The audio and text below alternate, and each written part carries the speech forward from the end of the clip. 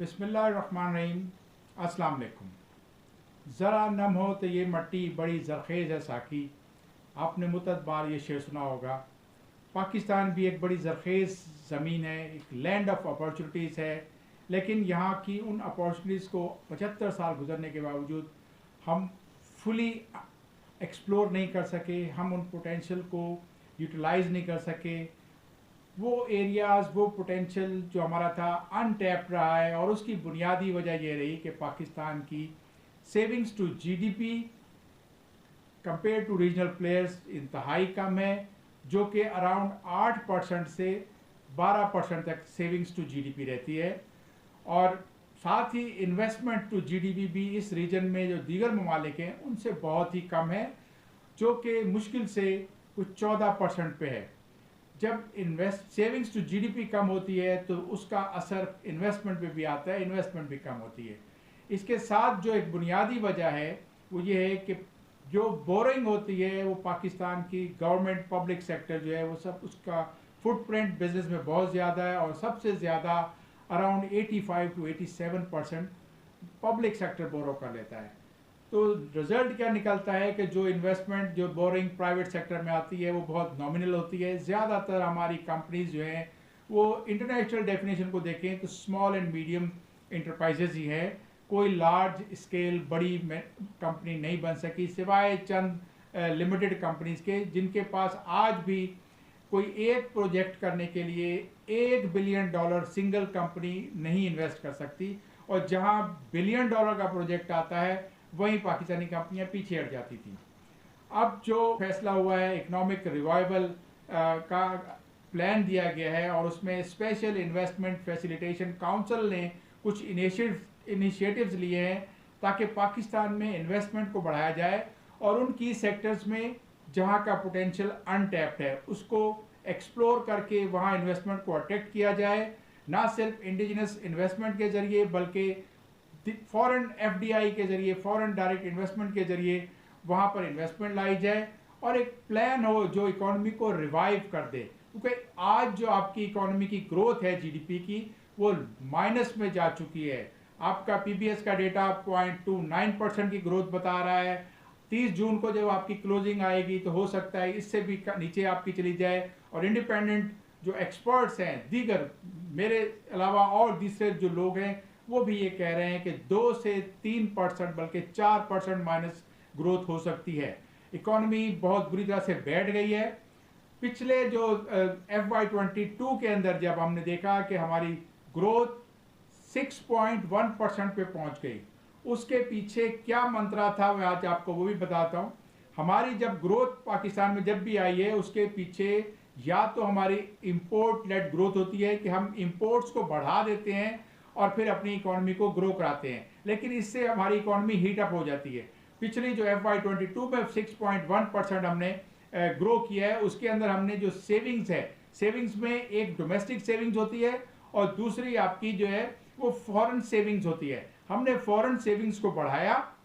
आपने देखा hot money आपकी आई, आपने देखा कि आपने अट्रैक्ट किया फॉरेन अपने ओवरसीज पाकिस्तानी को कि उन्होंने नया पाकिस्तान के अंदर इन्वेस्टमेंट की।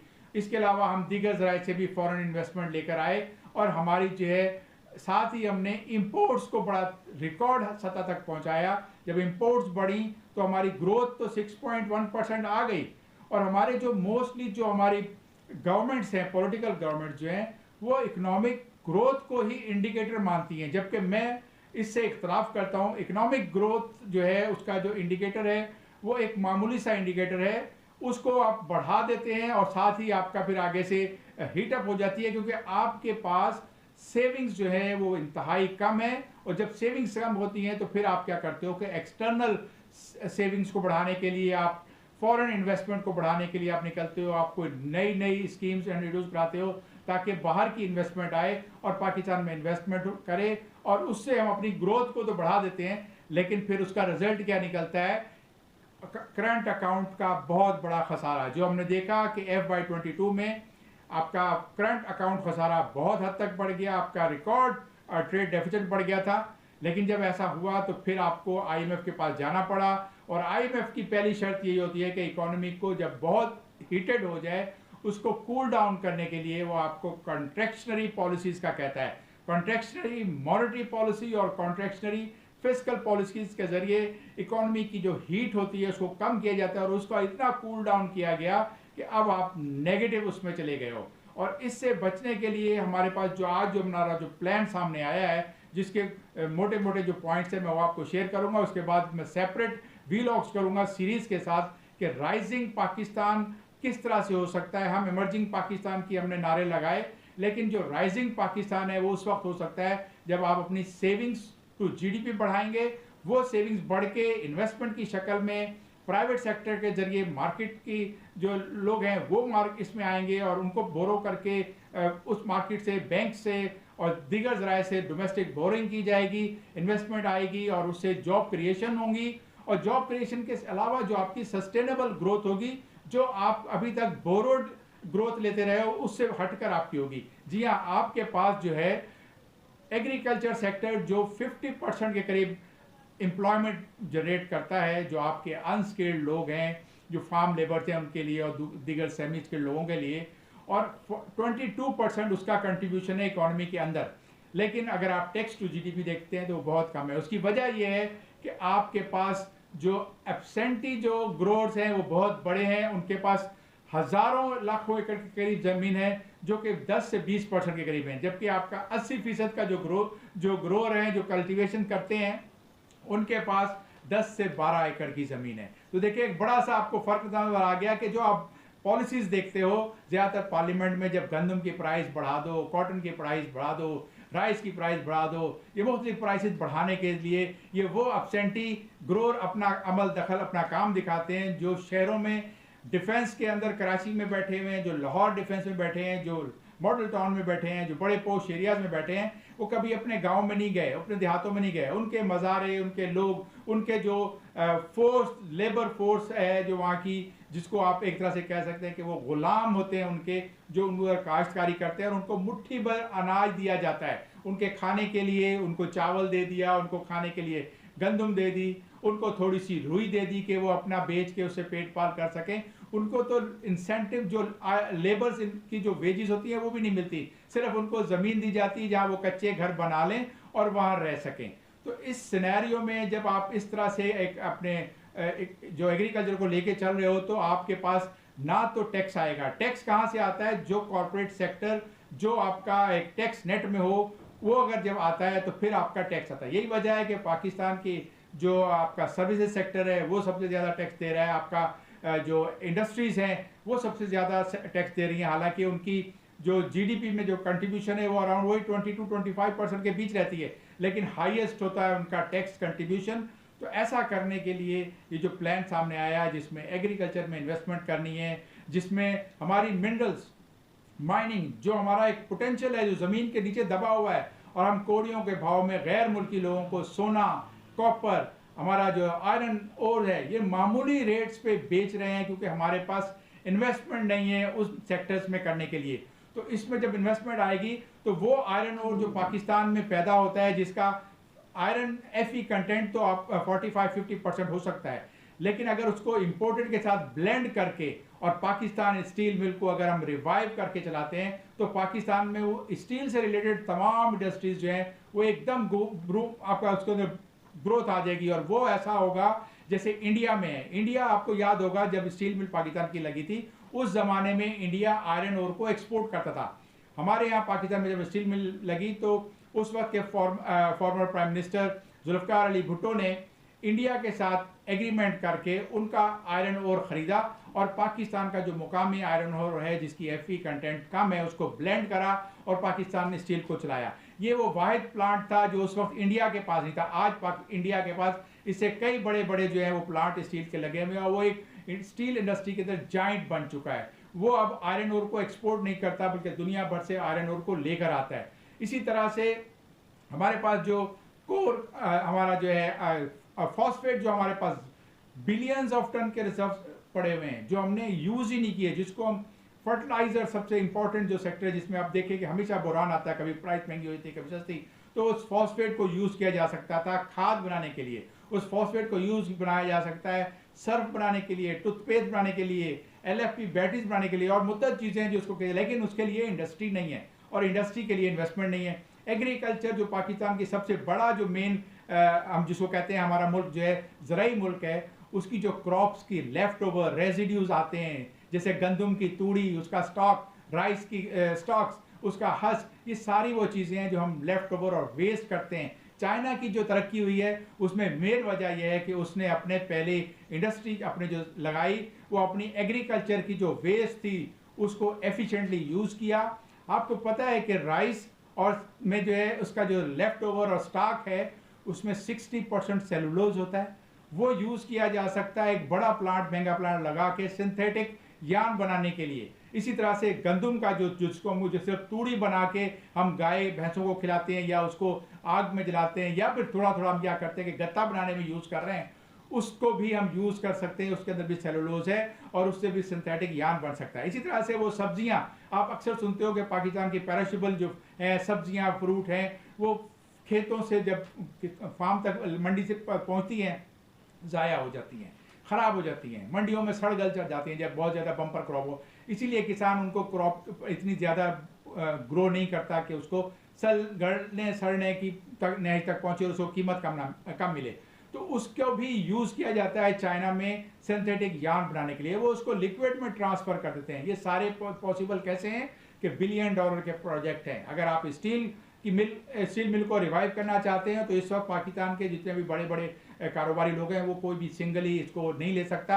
हाँ, उसकी ज़मीन के ऊपर सबकी नज़रें हैं कि उस ज़मीन को लेके अब पोर्ट कासिम पे अगर करोड़ों रुपए का एकड़ हो गया है तो स्टील मिल के अंदर भी उसी हिसाब से ग्रोथ आई है। उसी हिसाब से 12 से 15 करोड़ का प्लॉट हो चुका होगा, जो कई चंद सालों पहले 80 लाख 50 लाख का प्लॉट हुआ करता था।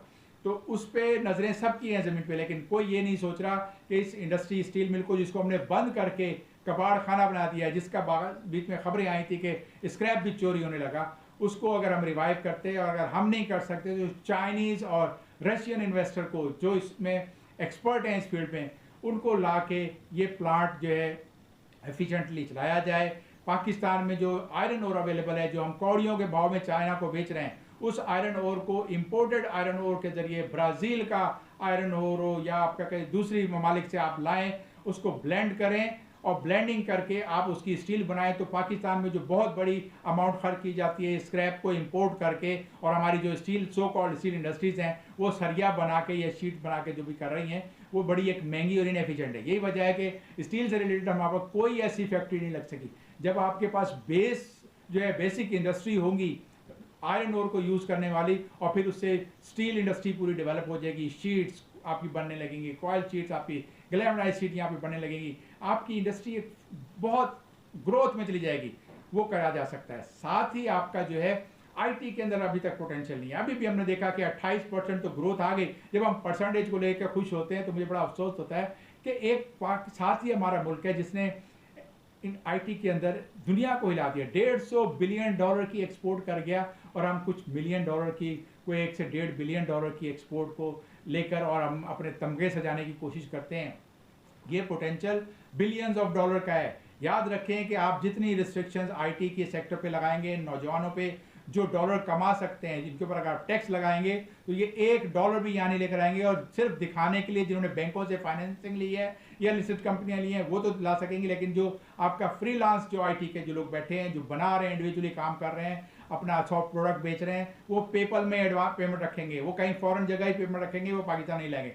उनको लाने के लिए आपको टैक्स इंसेंटिव देना होगा। आप उनको कहें जी हम आपके ऊपर कोई टैक्स नहीं लगाएंगे, आप जितनी लेकर आते हो अपनी अर्निंग वो लेकर आओ, बल्कि हम आपको इंसेंटिव देंगे और आपको कुछ ऐसे अनाउंस करें कि आपका आईटी पार्क के अंदर आपको जगह दी जाएगी, आपको वहाँ पे बेसिक सेटअप करने के लिए। क्योंकि ये जो बच्चे हैं इनके पास ज़्यादा इन्वेस्टमेंट नहीं है, इनके पास चंद स्किल बहुत है, इनका जो असल इन्वेस्टमेंट है वो इनकी नॉलेज है, उसको यूज़ करें तो एआई में पाकिस्तान इनकलाब ला सकता है। जिस तरह से फिनटेक का ग्रोथ आपका आया, आपका आर्टिफिशियल इंटेलिजेंस का आया, आपके पास इंडिया में और दीगर ममालिक में काम हो रहा है, तो पाकिस्तान में भी हो सकता था। इसी तरह से पाकिस्तान को अब डिफेंस प्रोडक्शन बढ़ानी होगी और इसके लिए भी इंडिजिनस इन्वेस्टमेंट लानी होगी, फ्रेंडली कंट्री से इन्वेस्टमेंट लानी होगी और इनको मिला के लेवल प्लेइंग फील्ड के जरिए आप इसको बढ़ाएं ताकि आपकी जो है डिपेंडेंसी कम हो। हम एक बहुत बड़ा अमाउंट खर्च करते हैं अपने डिफेंस इक्विपमेंट के लिए, अपनी नेशनल सिक्योरिटी के लिए। आपको पता है कि पाकिस्तान का जो डिफेंस बजट है, बहुत से लोग इस पे कह रहे हैं कि जी 1800 अरब रुपए चला गया, इतना ज़्यादा बढ़ गया। अगर आप कंपेयर करें और लास्ट आपके जो डिफेंस बजट से, तो in terms of dollar 10 billion से कम होकर 6.3 या 6.5 बिलियन डॉलर का आ गया, जबकि आपके मुल्क पड़ोस में जो मुल्क है 70 बिलियन डॉलर का डिफेंस का बजट कर गया है। आपके लिए एक सिक्योरिटी का थ्रेट है, आपके पड़ोस में इतनी बड़ी इन्वेस्टमेंट हो रही है डिफेंस पे, उसके लिए आपको क्या करना है? जब आपके पास अगर बहुत बड़ा ऐसा नहीं है कि आप फॉरेन एक्सचेंज कमा सकें एक्सपोर्ट्स के जरिए, तो एक्सपोर्ट बढ़ाने के लिए जो आपके वो एरियाज़ हैं जो मैंने बताया कि आपका एग्रीकल्चर सेक्टर में चेंज लेकर आए, इन्वेस्टमेंट लाएं, उसको बढ़ा दें, आपकी माइनिंग सेक्टर को लाएं, आप उसके अंदर प्रोडक्ट बनाएं, वैल्यू एडिशन करें, रॉ मटेरियल कमोडिटीज़ की एक्सपोर्ट से बाहर आ जाएं, इन मिनरल्स को प्रोसेस करके भेजें। नेफ्राइट जो है, मार्बल जो है, इसको हम ब्लॉक्स की शक्ल में एक्सपोर्ट करके क्या कमा रहे हैं? कुछ नहीं। अगर इसकी वैल्यू एडेड प्रोडक्ट बनाएं, पॉलिश लेजर इन्वेस्टमेंट कटिंग की इन्वेस्टमेंट और पॉलिश लेकर आए, इटालियन स्टाइल की हम इसमें लेकर आए वैल्यू एडिशन, तो हमारे पास इन्वेस्टमेंट बढ़ सकती है। इसके अलावा आपका जो डेयरी सेक्टर है, पाकिस्तान 4th लार्जेस्ट मुल्क बन चुका है डेयरी प्रोडक्शन में, फ्रेश मिल्क प्रोडक्शन में, लेकिन आपको पता है कि ये 4th लार्जेस्ट मुल्क जो है वो आज भी पाकिस्तान अपने लिए मिल्क पाउडर इंपोर्ट करता है, मिल्क पाउडर की प्रोडक्ट्स बना जो आती हैं मिल्क की, वो यूज बनाता है, बटर इंपोर्ट करता है, चीज़, वे पाउडर, इस तरह की बहुत सारी चीज़ें वो इंपोर्ट करता है। पाकिस्तान में एक आध कंपनी के अलावा कोई बड़ी कंपनी जो दूध में पैकिंग तो कर रही है, मिल्क कलेक्टर तो बनी हुई, ना उसका बैकवर्ड इंटीग्रेशन का डेयरी फार्म है, ना उनके पास मिल्क को ड्राई करने की कोई फैसिलिटी है कि वो मिल्क पाउडर बना सकें। वो मिल्क बेचने वाले लोग भी आपका जो है मिल्क पाउडर दुनिया बाहर से हम इंपोर्ट करते हैं, या फिर आपका ईरान के जरिए जो आ रहा है उसको ब्लेंड करके और आपको दूध दे रहे हैं। आप अपने पास जो जानवरों का जो खजाना है, जो आपका जो इकोनॉमिक इंडिकेटर आया है, उसके अंदर रिसेंट जो इकोनॉमिक डेटा से पब्लिश हुआ है, उसमें सबसे ज़्यादा जो आपकी ग्रोथ हुई है लाइव स्टॉक्स में हुई है। ये लाइव स्टॉक गाँव के लोगों का बैंक होता है। आपके सिंध से लेके बलूचिस्तान से लेके आपके पहाड़ी इलाकों तक, पंजाब तक, हर तरफ हर जो विलेज में रह रहा है उसके पास जानवर है। इनको इंटीग्रेट करें, इनके पास जो है चिलर चाहिए होंगे, इनको जो थोड़ा सा कॉटेज चीज़ बनाने की छोटी छोटी इंडस्ट्रीज दे दें और इनमें इन्वेस्टमेंट कर दें। कोई ऐसी कंपनी पाकिस्तान की जो बड़ी कंपनी हो, किसी भी सेक्टर से, पब्लिक सेक्टर से या प्राइवेट सेक्टर से, लेकिन अगर पब्लिक सेक्टर की आती है तो उसके साथ एफिशिएंट प्राइवेट सेक्टर की मैनेजमेंट होनी चाहिए, तभी वो कामयाब होगी।